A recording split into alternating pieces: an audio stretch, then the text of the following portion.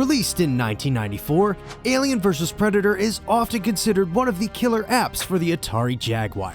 And I wouldn't necessarily disagree, as what the game attempts to do with its multiple campaigns and bold blend of genres is quite commendable, and in some ways successful, but too often stumbles in its own ambition, leaving you with a decent FPS survival horror experience unique to itself, but one that is ultimately frustrating and redundant. That said, I wouldn't deem AVP a bad game, just an overambitious one, featuring 3 separate campaigns allowing you to play as the Marine, Predator, or Alien. The game jam-packs an impressive amount of content into a single cartridge, with each species offering a slightly different gameplay experience, providing just enough variety to keep things feeling moderately fresh across multiple playthroughs. Getting right into the graphics, for its time, AVP is a marvel on the Jaguar, pushing the console to its limits in all of the right ways. Subtle details like your vision changing when the Predator cloaks itself, or the unique character-specific HUDs help bolster the game's presentation. Not to mention the creatures look excellent, and the environments capture that cold, sterile sci-fi horror atmosphere this series is known for, making each corridor feel tense and oppressive as you turn each corner. Fucking A. Adding to the terror is the unsettling ambience of the ship, found in place of a traditional soundtrack that builds an unnerving aura, perfectly complementing the survival horror experience the game sets out to deliver. However, the controls don't quite match the strength of the visuals. They're a little stiff and at times carry a bit of delay, but function as they're supposed to, with up and down moving you forward and back, and left and right handling rotation. Granted, with the Jaguar's lack of shoulder buttons, strafing is relegated to the number pad, which is quite awkward by today's standards. For those who find the original control scheme off-putting, running AVP on an emulator and remapping the controls to a more contemporary layout comes highly recommended. But if that's not your cup of tea, the original's handling is more than adequate after a little adjustment. With that out of the way, let's dig into the campaigns, each of which presents a different objective. First up, we have the Alien, whose objective is to rescue the Queen and expand the Hive. As you explore, you'll want to cocoon as many enemies as possible, as these act as your extra lives, which you'll absolutely need, as the Alien campaign is arguably the toughest of the bunch, seeing as it limits you entirely to melee-focused combat. And despite strategy guides boasting about your ability to sneak around and outmaneuver enemies, actually closing the distance without taking damage is easier said than done, thanks to hit-scanning Marines and the slight delay of your attacks, so expect to leave a trail of acid blood in the wake of each encounter.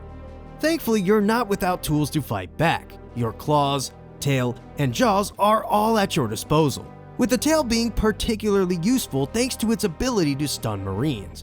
But if a predator comes charging your way, a few well-placed bites will make quick work of the ultimate hunter. Moving on to the Predator's campaign, you're tasked with hunting down your foes and claiming the Queen's skull for your trophy case. In a clever twist on the gameplay, doing so must fall in line with the Predator's ideals, meaning you'll need to kill enemies uncloaked to build honor, which in turn unlocks more of the Predator's deadly arsenal. So much like the Alien campaign, things start off a little rough as you're forced to engage in close quarters combat, once again leaving you wide open to attacks. That said, with each 100,000 points, you get your next upgrade like the combi stick, flying disc, and eventually your ever-trusty plasma gun, all of which help even the playing field. Also combating some of the frustrations found in the Alien campaign is the aforementioned cloaking mechanic. So instead of being hit-scanned halfway across a room by Marines, you can stalk around them, which is super useful as it's best to not approach them in groups but pick them off one by one. However, you'll still need to stay cautious, as the closer you get, the easier it is for the Marines to spot you. And while this gives you the edge against humans, it's worth noting that aliens can see you no matter what, keeping you on your toes during every clash.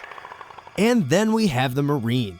While the previous 2 campaigns offer smaller, more open-world scenarios, the Marine story is much more structured and deliberate. Awakening from cryosleep, the Marine not only has to survive against the hostile lifeforms, but also scourge the ship for security cards to gain access to new areas, find stronger weapons, and eventually initiate the self-destruct sequence to end the showdown once and for all. It's the only way to be sure. But holding your ground is no walk in the park with intruders swarming every corridor. Starting off with just a shotgun, aliens will go down with 3 shells. But if they come at you in numbers, you'll need to stay light on your feet and pray your back isn't to a wall. It does get easier to thin the horde once you've snagged the smart gun and pulse rifle, but that doesn't mean they won't catch you off guard. And when they do, it's downright terrifying, especially with the lack of music. Sometimes you'll step into a room, turn around, and suddenly there's a Xeno breathing down your neck. Or how about opening a door as a predator uncloaks right in front of you? But nothing across all campaigns matches the sheer panic of rounding a corner only to be met with a facehugger. It's easily the biggest jump scare in the game, and it never failed to make my heart skip a beat. Looks like love at first sight to me. Thankfully, if you're quick enough, you can sometimes shake them off by frantically tapping left and right on the D-pad. While the sudden shock of a facehugger might keep you on edge, you'll also have to look out for other annoying threats as you push deeper into the game. For example, pools of acid from dead Xenos don't just vanish. They stick around for good, turning each hallway into a potential death trap. And for as obnoxious as it is, it does technically add a layer of strategy, forcing you to think twice before blasting aliens in narrow corridors when you might be able to hold off and lure them into larger rooms instead. Unfortunately, the game doesn't always give you that option, constantly throwing aliens at you in cramped spaces like intersections or air vents, where avoiding them is sometimes flat out impossible. As you might expect, hunting down the various access cards requires plenty of backtracking across the ship's 5 massive floors, adding a welcome Metroidvania flavor that beautifully punctuates the game's survival horror elements like carefully rationing your health and ammo. Thankfully for the Marine and Predator, there are health stations, medkits, and food scattered around or found on countless corpses littered about the ship. The alien, on the other hand, isn't so lucky, relying solely on its cocoons to patch itself up. Speaking of which, each creature comes with its own quirks, like the alien who can't use the elevators and is relegated to swapping floors via the vents. And while that's kind of annoying, it at least means the alien campaign is the only one where you're not fending off monsters in the air shafts. Back to the Marine, ammo is also found throughout levels, sometimes in random rooms, on fallen soldiers, and of course in the armory where your much needed heavy weaponry is awaiting you. But don't be fooled, for as much ammo as you can find, there's always more aliens just waiting to drain your resources. And while managing your resources against endless waves of aliens is one challenge, the game's distinct search action style that admirably sets it apart from other Doom clones of the era, unfortunately creates its other biggest hindrance, the seemingly impenetrable ship. Whether you're trying to find an elevator, taking your newfound keycard to open the med lab, or gearing up to storm the Predator's ship, the endless labyrinthine mazes that make up the Golgotha constantly left me lost and hopelessly running in circles thanks to the convoluted designs. Take the alien ship for example. Here I've drawn a line from the entrance to the Queen's Chamber. Notice how they have you take the most complicated and long-winded route possible when this could have easily been simplified into a more palatable and digestible area. Unfortunately, this problem persists throughout the rest of the game.